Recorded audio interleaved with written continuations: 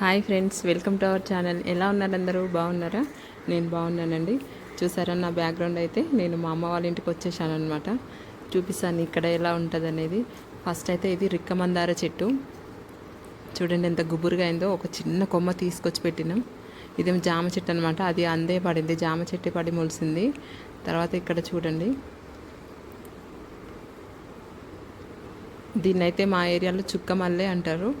చూడండి చెట్టు నిండా ఎంత బాగా పూసినాయో. ఇది కూడా చిన్న కొమ్మ తెచ్చి వర్షాలు పడేటప్పుడు నాటినాం అనమాట. ఇప్పుడు ఇంత పెద్దగా అయింది. ఇవన్నీ జామ చెట్లు, ఇవి పెట్టినాయి చాలా పెద్దగా అయినాయి. చూడండి ఫ్రెండ్స్, ఇప్పుడే చిన్న చిన్న కాయలు వచ్చినాయి. చాలా పెద్ద కాయలు అనమాట. ఇవి చాలా స్వీట్గా ఉంటాయి. చూడండి ఎంత గుబురుగా ఉన్నాయో. మీడియం సైజులో ఉన్నాయి ఇప్పుడు కాయలు అయితే. ఇవైతే అరటి చెట్లు అనమాట. చూడండి ఫ్రెండ్స్, ఇప్పుడే ఇంకా పొలాలు తడుపుతున్నారనమాట. వర్షాకాలం పంటలు స్టార్ట్ అయినాయి కదా. ఇవన్నీ పందెం కోళ్ళు. అన్న పందాలు చేస్తాడు అప్పుడప్పుడు. సో వాటి కోసమని పెంచుతుండనమాట. చూడండి, ఒక్కొక్కటి 3 kgs 4 kgs ఉంటుంది. వీటి ఫీడింగ్ మొత్తం సద్దలు ఒడ్లు వేసి పెంచుతారు. అస్సలు వదిలిపెట్టరు అనమాట.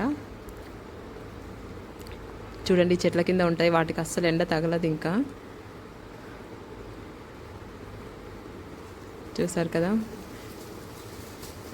ఈ ఫ్లవర్ నేమ్ అయితే నందివర్ధనం అనుకుంటున్నాను, నాకు కరెక్ట్గా తెలియదు. ఇది కూడా కొమ్మ తీసుకొచ్చి పెట్టింది.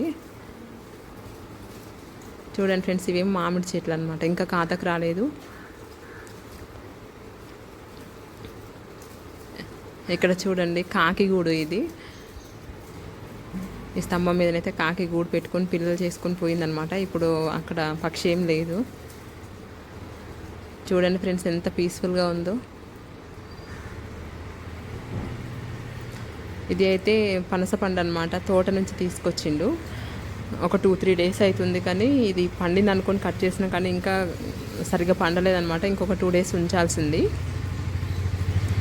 చాలా హార్డ్గా ఉందన్నమాట కట్ చేయడానికి. దాదాపుగా 1 hour పట్టింది. చేతికి ఇలా ఆయిల్ రాసుకొని ఆ కత్తికి కూడా ఆయిల్ రాసి కట్ చేసినాము. చాలా టైం పట్టింది ఫ్రెండ్స్. పనసతోనలు అయితే చాలా వచ్చినాయి.